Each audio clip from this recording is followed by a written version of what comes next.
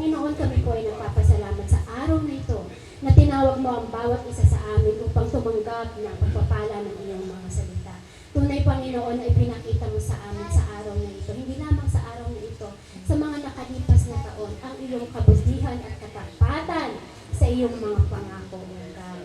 Sa araw na ito, Panginoon, hinihiling namin, make our hearts a teachable one with all humility, so we can be the servant that you want us to be. May each and every one of us be a worthy recipient of your message today. Open our mind, O Lord, and give us knowledge and much understanding as you reveal today the tools for a new beginning, for a new servant that will keep the fire and spirit on serving you, O God.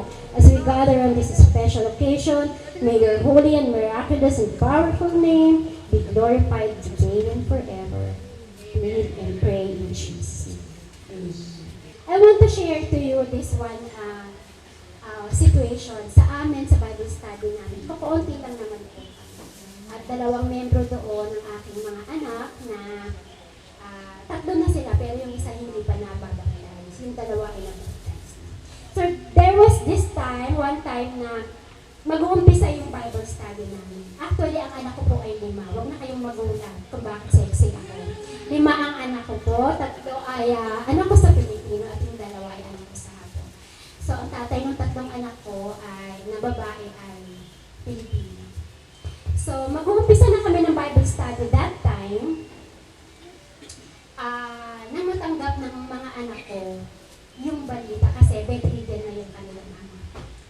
Nang natanggap ng mga anak ko yung balita na their father passed away. So sa isang murang Kristiyano, sa mga kabataan, ang ini-expect ko, naku, hindi na to, wala na to sa mood, mag-praise and worship, umaten ang gawain, naku, wala na to. Yun ang talagang tingin ko, kasi mga bata pa at mga bubog pang Kristiyano. Nung nag-uumpisa na kami mag-praise and worship, inaasahan ko na wala lang, nandun man sila pero wala ang puso nila. But I was touched. Nung makita ko yung mga anak ko, in the midst of their mourning, itinaas nila ang kanilang kamay para purihin at sambahin at pasalamatan ng Panginoon. In this world, you will have troubles. Hindi sinabi ng Panginoon, maybe you will have troubles in this world. No. Sinabi ng Panginoon, in this world, you will have troubles. But, take heart, because I have overcome them. At may pangako ang Panginoon, I have said these things to you, that in me, you may have peace. Pero bakit lagi natin tinatakasan ang Panginoon kapag may problema tayo? Gusto niyo ba matulad tayo kay Jonas? Takas ng takas, takas ng takas. Mga kapatid, hindi natin matatakasan ng Panginoon. Because our God is omnipresent. Kahit saan ka magpunta, nandun ang Panginoon. And believe me, nangyari na sa amin pa ng maraming beses.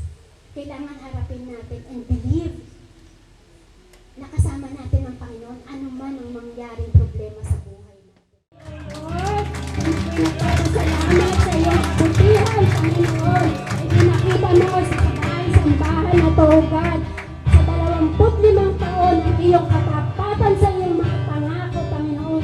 Naramdaman namin at naranasan namin ang kabutihan mo, God. Sa mga araw na dumaan kami sa mga pagsubok, Panginoon, pinakita mo sa amin na hindi mo kami iniwan at hindi mo kami pinabayaan. Narito ang bahay-sambahan mo, God, nakatayo, may katatagan, Panginoon, dahil sa mga inilagay mong namumuno, sa mga namamahala, Panginoon, kami po'y nagpapasalamat. To all the pastors, itinataas ko po sa iyo, Panginoon, ang mga namumuno na pinagkatiwalaan mo sa lugar na ito, God. Mula kay Pastor Aris, kay Pastor Abel, kay Pastor Edwin, itinataas ko po sila, Panginoon, na may buong pagpapakumbaba ang mga tao na ito na pinagkatiwalaan mo sa iyong bahay-sambahan dito sa Marikina. Dinadalangin ko, Panginoon, na mapapatuloy ang inyong provision, ang iyong guidance and protection sa kanila, Panginoon, ang kalakasan na ipagkaloob mo, ang knowledge and wisdom na kakailanganin pa nila sa kanilang paglilingkod, O God, para mapapulihan ka, O God. Ano man, Panginoon, ang gawa ng kaaway ay minuwasak namin sa pangalan ng Jesus. At ngayon pa lang, Panginoon, put down upon them, Panginoon, ang